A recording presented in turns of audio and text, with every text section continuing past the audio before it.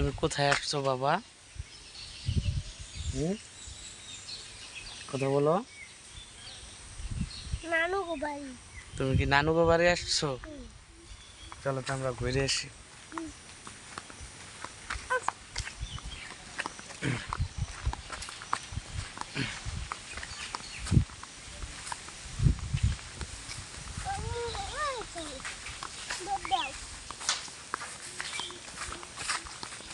আসো আসো, আমরা এদিকে নামতে যাই।